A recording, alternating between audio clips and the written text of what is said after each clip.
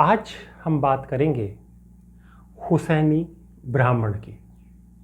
जी हाँ, चौंकिए नहीं, आज का जो विषय होगा वह हुसैनी ब्राह्मण का होगा।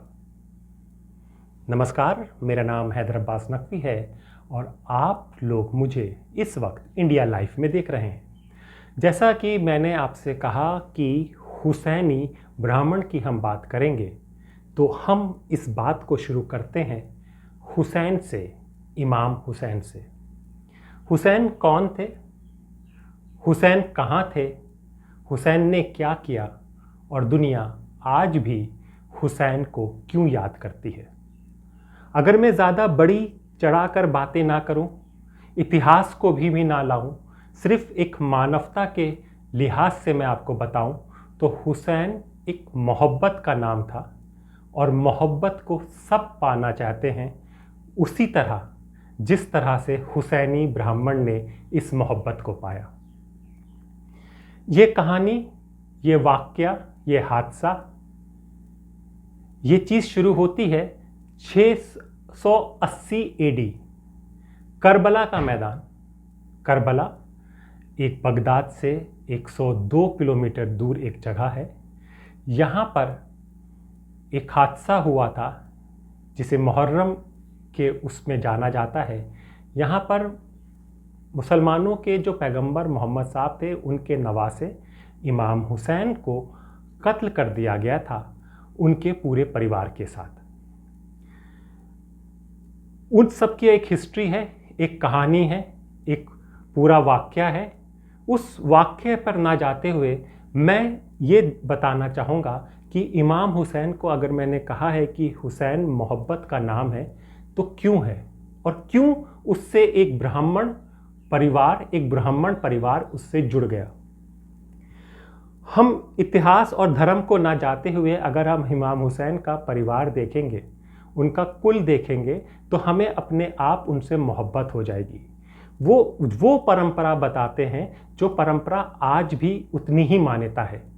इमाम हुसैन के परिवार में आप रिश्तों का जो ताना बाना है, उससे अच्छा रिश्तों का ताना बाना आपको कहीं भी दुनिया में नहीं मिलेगा।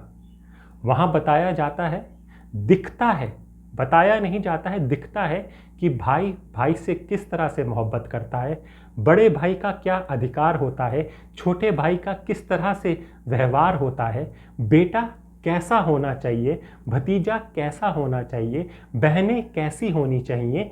जो एक परंपरा है, जो एक परिवार है, तो एक परिवार कैसे बना रहना चाहिए, ये एक करबला है, ये हुसैन का परिवार है। तो आइए, जब इमाम हुसैन का करबला का मैदान आता है, तो इमाम हुसैन कई अपने मुर्शीद को भेजते हैं लोगों के पास कि भाई मैं एक मुसीबत में हूँ, मुझे तुम्हारी मदद की गुहार है। कसीद कई जगह जाता है, जिसमें से एक उनके पुराने दोस्त हबीब इब्ने मुज़ाहिर को ही बुलाया जाता है। उसी में कहते हैं कि एक कसीद हमारा 680 में सिंध में ब्रह्मा डेंसिटी में भी गया था। कहते हैं कि जब यजीद इमाम हुसैन को कत्ल करने की कह रहा था, तो उन्होंने कहा था कि भाई मेरा क्या गुनाह है, क्या मैं, तुम जिन्हें नबी मानते हो मोहम्मद सल्लल्लाहु अलैहि वसल्लम, क्या मैं उनका नवासा नहीं हूँ? क्या मैं सही राह पे नहीं हूँ? तो सब कुछ सही है, लेकिन फिर भी हम आपको कत्ल करेंगे। तो उन्होंने कहा कि चलो, तुम्हें अगर मुझसे परेशानी है तो मैं चला जाता हूँ, मैं हिंद चला जाता हूँ। हिंदुस्तान पे वो आना चाह रहे थे। तो ये हिंद क्यों आना चाह रहे थे, इसकी भी कई वजहें हैं। कहते हैं कि हिंद में बाकी जगह मुसलमान थे और हिंद में इंसान बसते थे, तो इसलिए शायद वो जाना चाहते थे। एक वाक़यात, एक रवायतें ये भी मिलती हैं। दूसरा क्या कि जो इमाम हुसैन की वाइफ थी शहरबानो, उनकी वो शाह ऑफ ईरान से ताल्लुक़ रखती थी। उनकी माँ ब्रह्मा डेंसिटी जो 680 में सिंध की तरफ थी, तो वहाँ से ताल्लुक़ रखती थी। और उनकी सिस्टर, मतलब कि शहरबानो की बहन मेहरबानो, उज्जैन के राजा के साथ उनका विवाह हुआ था। तो ये एक ताना बाना था। कहते हैं कि राजिब सिंध ब्राह्मण ये अपने काफ़िले के साथ इमाम हुसैन की मदद करने गए थे वहाँ तक, लेकिन जब तक ये पहुँचे थे तो वहाँ पर करबला का वाक़या हो चुका था, इमाम हुसैन शहीद हो गए थे। तब ये आए तो कहते हैं कि कुछ वाक़यात जो ब्राह्मण हुसैनी ब्राह्मण बताते हैं कि इन्होंने अपने 7 बेटों को वहाँ पे शहीद कर दिया गया था। और लेकिन जो शिया कम्युनिटी है उनको बताते हैं कि बाद में जब मुख्तार रज़ा तो उनके साथ मिलकर इन लोगों ने किया था। तो इन्होंने कहते हैं 7 बेटे अपने वहाँ पे शहीद भी हुए थे इस करबला के वाक़या में या करबला के वाक़यात के बाद में। तो ये जब आए तो इनके काबिल जिस तरह के लोग होते तो उन्हें डिस्क्राइब करते थे करबला में क्या हुआ, किस तरह से इमाम हुसैन और उनको शहीद किया गया, ये वाक़या बना और इसके साथ ये चलते चले गए। इसके बारे में कई शोध हैं, ये सिर्फ कहानियाँ नहीं हैं, इतिहास में दर्ज है, आप इसको सर्च कर सकते हैं। ब्रिटिश राइटर टीपे रसल ने द हिस्ट्री ऑफ मोहाइल ब्राह्मण 1911 में लिखा गया था कि बेटों के बारे में बताया, जिसमें साहुस राय, हरजास राय, शेर खान, राम सिंह, रायपुन, दारू और पुरू इनके जिक्र किए गए थे यहाँ पर इनका। और फिर ये जो मोहाइल्स ब्राह्मण्स में आते हैं, इनका गोत्र भी भारद्वाज बताया गया है।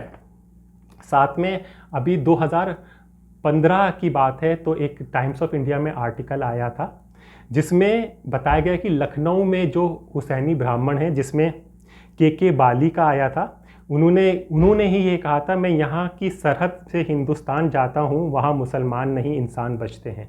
वहीं पर एक और शख्स हुसैनी ब्राह्मण मिलते हैं, विपिन मोहन। वो बताते हैं कि इस तरह की रिवायतें हैं कि जो हुसैनी ब्राह्मण हैं और उन्होंने जो अपने बेटों को इमाम हुसैन पे शहादत दी थी, उनके गले पर निशान है, ज़िबा होने का निशान है।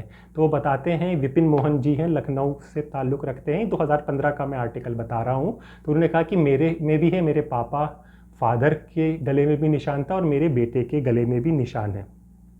मोहाइल ब्राह्मण के अंदर आते हैं आपके छिब्बर, भीमवाल, लाहू, मोहन, वैद और दत्त। और अल हिंदिया एक बगदाद में जगह है जहाँ पर जाकर ये लोग बसे थे, रहे थे वहाँ पर। प्रेजेंटली अगर हम लोग बात करें कि ये सिर्फ बातें नहीं हैं, तो प्रेजेंटली अगर आप देखेंगे तो आप डीपी डिबेट में कर्नल जीडी बख्शी को देखते हैं। तो कर्नल जीडी बख्शी हुसैनी ब्राह्मण से ताल्लुक़ करते हैं, ऐसा उन्होंने बताया है। सुनील दत्त जो संजय दत्त के वालिद थे, उन्होंने अपने आप को हुसैनी ब्राह्मण बताया है। और उन्होंने जब लाहौर में कोई मदद थी तो उन्होंने इस मदद करते गए कि हम क्यों नहीं मदद करेंगे, हमने तो इमाम हुसैन के लिए भी शहादत दी थी।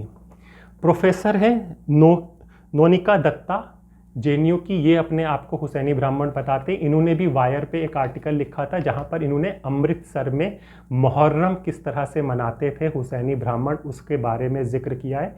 इन्होंने बताया कि इनके दादा ताज़िया जो मुहर्रम में निकलता था उसमें कंधा देते थे, और उनके कंधा देने मतलब कि उसको ताज़िया उठाने के लिए कंधे पे रखा जाता है, तो वो जब तक कंधा नहीं देते ताज़िया उठाते थे तब तक वहाँ से ताज़िया का नहीं होता था। गुलशन पाठक ये भी मौजूद है, और सुनीता जिंगरन शर्मा, ये अभी भी लोग हैं जो हुसैनी ब्राह्मण अपने आप को कहते हुए फ़क्र करते हैं। तो ये हमारे भारत का इतिहास है जो हर लोगों को अपनाता है, हर लोग हैं, और एक जो मोहब्बत और प्रेम का सबक है वो सबसे अच्छा आपको हिंदुस्तान में ही मिलता है। तो इसी तरह की कहानियाँ, किस्से अपने देश के बाहर के आपको हम बताते रहेंगे। तब तक के लिए नमस्कार।